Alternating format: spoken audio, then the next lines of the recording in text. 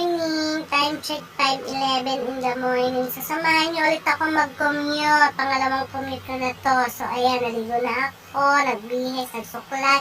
Tapos, umakyat ako sa taas kasi kinuha ko yung bag. Kasi magpapalit niya ako ng bag. Kasi yung una kong bag, napakaliit. So, pinalitan ko ng malaki-laki konti para magkasya ng aking salapi. What? Ang daming salapi! Alam mo naman, feeling mayaman niya. Tapos ayan, naligo na yung mga wallet ko. Siyempre, chargers, tapos cellphone. Kailangan ko yan kasi kay Popo Life. Tapos niyan, nagsapatos na ako. Yung pinatago-tago kong sapatos na, gagamit ko na. Oh my God. Pero okay lang yan. Kasama yan sa life. So, ayan ang aking outfit for today. Tapos ayan, nagpakit lang ako. Bye-bye. O, diba? May bye-bye pa. Pero lumabas lang ako niyan. So, naglakad-lakad na ako niya. Siyempre, video. Cute. Huwag niyo napansin ang aking baba dyan kasi, ano yan, design yan. So, ayan na. O, siyempre, pakit lang. Kala mo naman, napakaganda ang putik. Pogi naman pala. So, ayan na yung daanan. Nadadaanan ko yung school namin. School na rin ni Kennedy, syempre. Tapos, papuntang kanto yan para sa sakayan ng monumento. So, ayan, nakasakay na ako ng jeep ang monumento niyan. Tapos, ayan, sabi ko, Joanna, kapit ka lang. Baka malaglag ka. What? Tapos, ayan, nasa monumento na ako. Tapos, kasi, hindi na ako tumawid sa maling tawiran kasi nga mali, diba? So, sa tama akong tawiran tumawid para makasakay ng jeep ng pabalong bato. So, ayan, nasa balong bato na ako niyan.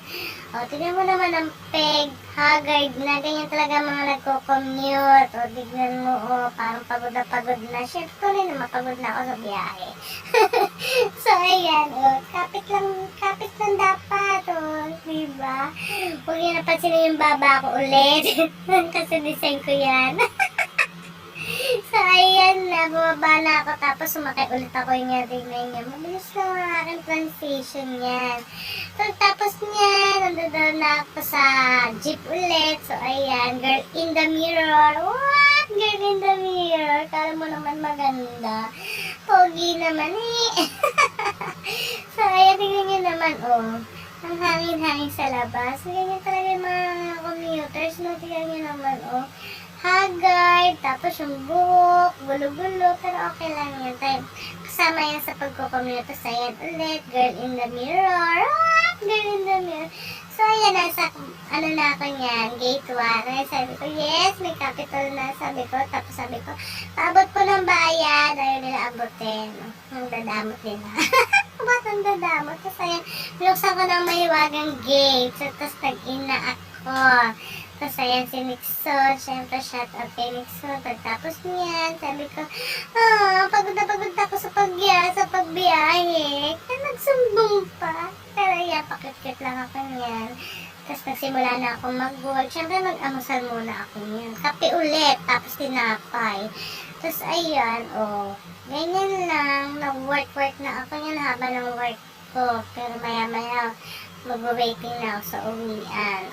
Ayan, diba? Waiting na. Nagsuot na ako ng jacket, pero mainit. Kaya hinabad ko rin yan. So, ayan nga pala, magta-time card na ulit kami kasi mag-out na kami. So, ayan, shoutout kay Kuya Randy, kay Roswell, kay Russell, syempre kay Ma'am Sel, tapos kay Nano, tapos kay Brian, tsaka kay Kuya Ponso, tapos si Sir nasa gilid. Shout out sa inyo. What? Ano vlog? Feeling vlogger. Mag-out lang naman, sabi ko dyan, bye-bye. See you tomorrow ulit. Tapos ayan, sumakay na ako ng tricycle. Hindi ko na kung ano yung mga sumusunod na video. Tapos ayan, Doringo na kami niyan. Tagal niya sobra. Ayan, nasa monumento na ako. Naghintay lang ako ng jeep na bota. So, tapos bumili ako ng pagkain namin ni Kennedy. Ayun lang mga kaganapan this video.